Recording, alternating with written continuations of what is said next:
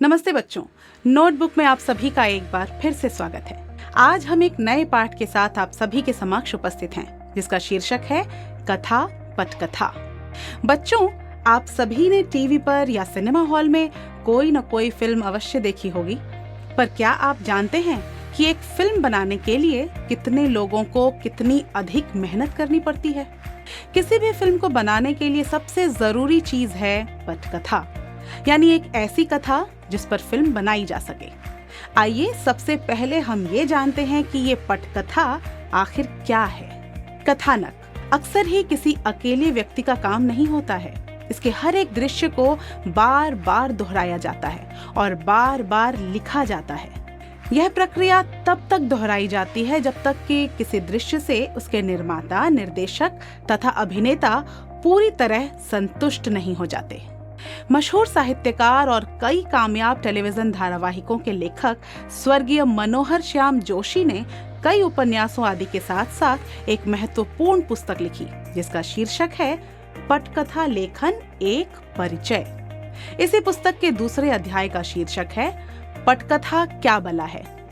संभव है शायद कुछ इसी प्रकार का विचार आपके मन में भी उठ रहा हो। तो सबसे पहले शब्द पटकथा।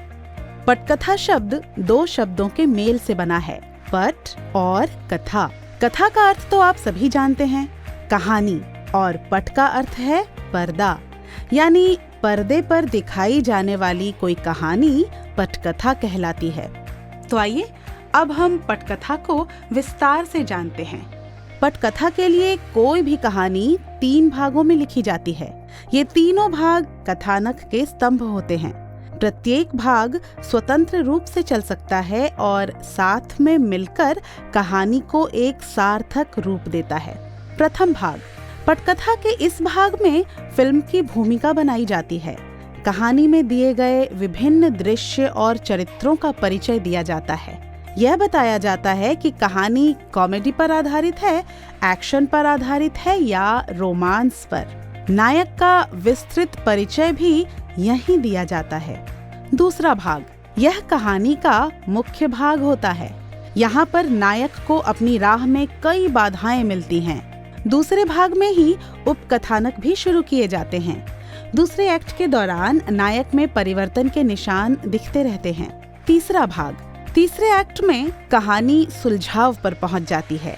तीसरे भाग में ही कहानी में कई रोचक मोड़ आते हैं तथा कहानी अपने लक्ष्य की तरफ धीरे धीरे अग्रसर होती है। किसी भी फिल्म की पटकथा का अपना एक स्रोत होता है, यानी वह फिल्म किस आधार पर लिखी गई है। कई बार इसका आधार कोई सच्ची घटना होती है। हमारे आसपास घट रही घटनाओं, किसी समाचार पत्र की कोई खबर या किसी नाटक, कहानी, उपन्यास से ली जाती है।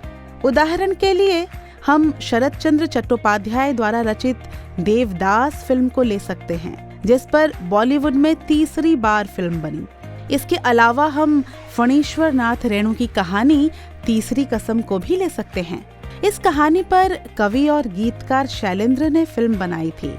इसमें अपने समय के मशहूर अभिनेता तथा अभिनेत्री राज कपूर तथा वहीदा रहमान ने यादगार भूमिका निभाई थी।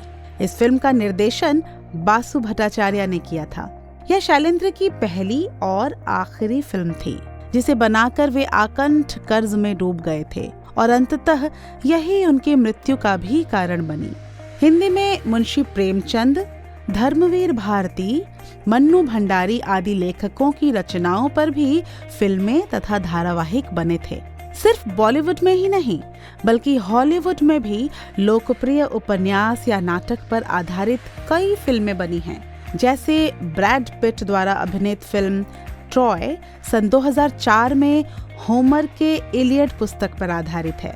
इसके अलावा ब्रैड पिट की एक अन्य film the curious case of Benjamin button है, जो एफ स्कॉट फिट्जगेराल्ड की कहानी की पुस्तक पर आधारित है। आइए अब हम चर्चा करते हैं पटकथा की संरचना पर। इसकी संरचना बहुत हद तक नाटक से मिलती जुलती है। अंतर सिर्फ इतना है कि नाटक में बहुत ही सीमित पात्र होते हैं। इसमें दृश्य भी बहुत ही कम होते हैं। लेकिन फिल्म की पटकथा में जहां पात्रों की भरमार होती है, वैसे ही असंख्य दृश्य भी होते हैं।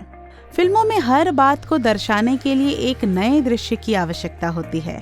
उदाहरण के लिए, यदि एक बच्चा स्कूल से आकर माँ से भोजन मांगता है, तो उसके भोजन मांगने से लेकर खाना खाने तक के समय में कई दृश्य चले आएंगे। लेकिन नाटक में एक ही रंगमंच या स्टेज होता है, जिसके पीछे बहुत मुश्किल से हेर फेर करके कुछ अलग दृश्य दिखाए जाते हैं। नाटकों को दिखाने में सिर्फ उतना ही समय लगता है जितने समय में वह नाटक दिखाया जाता है, पर फिल्मों की शूटिंग में कई महीने या वर्ष लग जाते हैं। वहाँ बहुत अधिक परफेक्शन की आवश्यकता होती है। तो बच्चों, अब तक आपने ये जाना कि किसी फिल्म की कहानी की पटकथा का विकास किस प्रकार होता है। हम उम्मीद करते हैं कि ये वीडियो आपको पसंद आया होगा। इस पाठ के शेष भाग के बारे में जानने के लिए हमारा अगला वीडियो जरूर देखिए।